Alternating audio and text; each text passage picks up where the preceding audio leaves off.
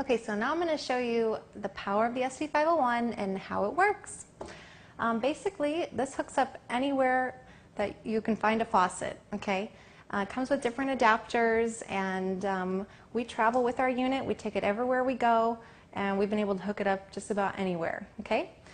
So after you hook it up, there's a diverter on it, so you can continue making tap water in 2 different forms.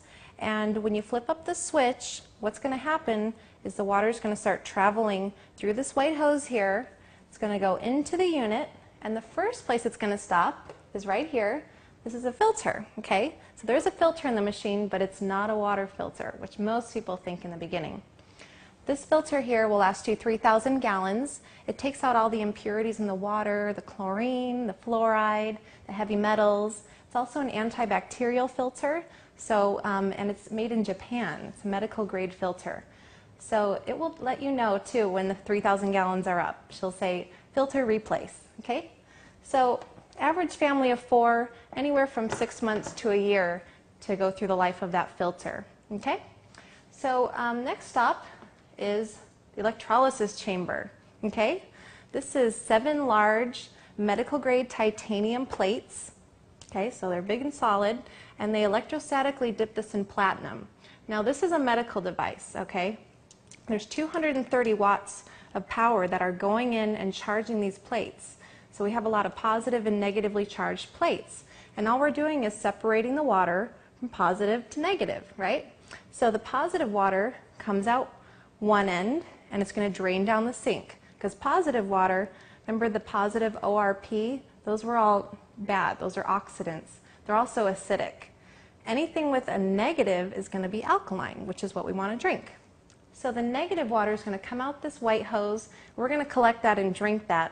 And down this gray hose here, all that acidic water is going to just be going down the drain, and we don't really think about it, except for one time, and I'll tell you when.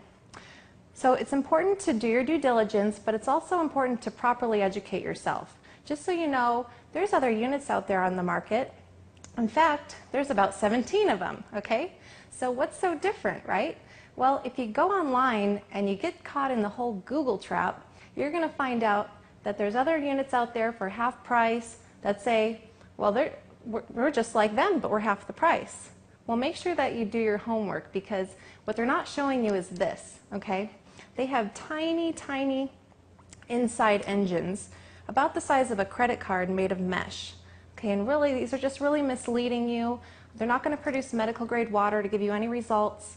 So we want you to do your due diligence, but make sure that you work with the person who introduced this to you so you can properly get educated, okay? Next, I'm going to show you how to make the water. All you have to do is press these buttons here. When you press the purple buttons, you're going to be making the drinking water, okay? And I can make about 2 gallons a minute. So I just turn on the faucet here, and it goes through the filter, through the electrolysis plates, and out the white hose. So you can make anywhere from 8.5 pH to 9.5 pH drinking water. Now the company recommends you start off at 8.5 pH. As you know, like I said, most people are acidic. So we want to make that journey into becoming alkaline as comfortable as possible, because sometimes the detox process is a little too much for people. But if you want to just start at 9.5, it's certainly your choice what you want to do. But we do recommend that you start at the 8.5 and work your way up every couple weeks to minimize that discomfort. Now we have the clean water. The clean water is used a couple things. First of all, if you're taking a medication which is time released or baby formula, you want to make it with the clean water. And why I say that is, well, first of all, you saw what happened with the tea bag, okay? It releases everything at once.